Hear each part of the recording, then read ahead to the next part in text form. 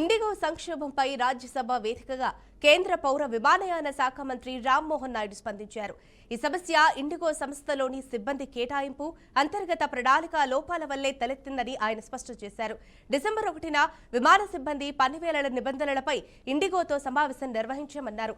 అప్పుడు ఎలాంటి సమస్యలున్నట్లు వారు చెప్పలేదని, అంతా సవ్యంగానే ఉందని అన్నారని మంత్రి గుర్తు చేశారు. We care for the crew, we care for the pilots, and we care for the safety of the entire system. We care for the passengers. So from the ministry, we have made it very clear to all the airlines that they have to follow the rules. 1st of November, since this has happened, DGCA has been in continuous consultation. They wanted some variations, all the airlines, not just one airline, all airlines have come back because they vary in the operations. Some are having night operations, some are operating heavily in the northeast, some have ATR specific operations. So they, even if you talk about airlines, they all have different kind of operations, and because of the operations and because of the FDTL guidelines, which is a uniform blanket on all the airlines, they all have come for different variations. DGCA has sat with all the airlines wherever there was no compromise on the safety. After thorough consultation and after thorough safety risk assessment, necessary variations, necessary exemptions have been given beforehand itself. And on 1st of December also, this was on 1st of November.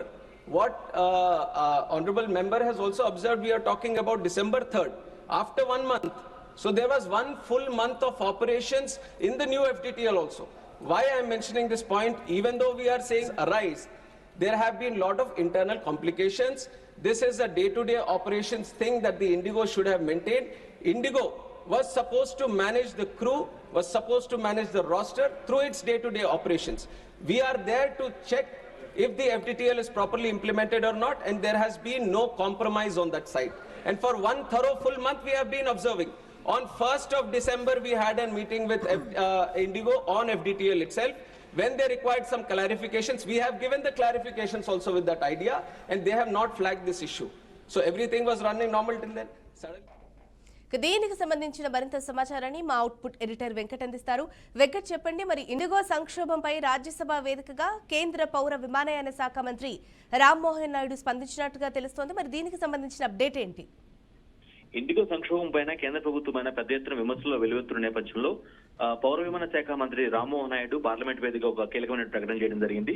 Clear అసలు ఏం జరిగింది, ఎప్పుడు rise అయింది, IndiGo యొక్క నిర్లక్ష్యం ఏంటి, IndiGo సంస్థ ఏ అంశాలపై కొంత అశ్రద్ధగా ఉందనే అంశాన్ని చెప్పే ప్రయత్నం చేయడం జరిగింది. ఆయన చెప్పిన దాని ప్రకారం క్లియర్ కట్ గా డిసెంబర్ 1 తారీఖే మేము FDTL ఏదైతే ఫ్లైట్ డ్యూటీ టైం లిమిటెడ్ అంటే ప్రయాణికుల రక్షణ భద్రత లక్ష్యంగా పైలట్లకి సరిపడా విశ్రాంతి ఇవ్వడం కావచ్చు, లేదంటేనేమో వారి యొక్క షిఫ్ట్ని అడ్జస్ట్ చేయడంలో భాగంగా ఏదైతే DGCA తీసుకొచ్చినటువంటి FDTL ఏదైతే ఉందో ఫ్లైట్ డ్యూటీ టైం లిమిటేషన్, దాన్ని ఇంప్లిమెంట్ చేయాలని చెప్పేసి 1వ తారీఖు ఇండిగో యాజమాన్యంతో మాట్లాడడం జరిగిందని, ఇండిగోతో పాటుగా అన్ని విమానయాన సంస్థలతో కూడా మీటింగ్ పెట్టి చాలా స్పష్టంగా క్లియర్ కట్ గా ఈ విధంగా చేయాల్సిన అవసరం ఉంది, దీన్ని పాటించాల్సిన అవసరం ఉంది అని చెప్పినప్పటికి కూడా వాళ్ళు దానికి ఎగ్జిస్టెన్స్ గా ఇండిగో సంస్థ అనేది ఏదైతే సివిల్ ఏవియేషన్ చెప్పిందో దాన్ని పాటించలేక వాళ్ళు కొంత ఇబ్బంది పడటం వల్ల ఈ సమస్య రైజ్ అయింది. డిసెంబర్ 3 నుంచి ఈ సమస్య ఉత్పన్నమైందని చెప్తున్నారు. అంటే డిసెంబర్ 3 కంటే ముందే తాము మీటింగ్ పెట్టడం, క్లియర్ గా చెప్పడం, అన్నిటికీ అంగీకరించారని కూడా సదరు విమానయాన సంస్థ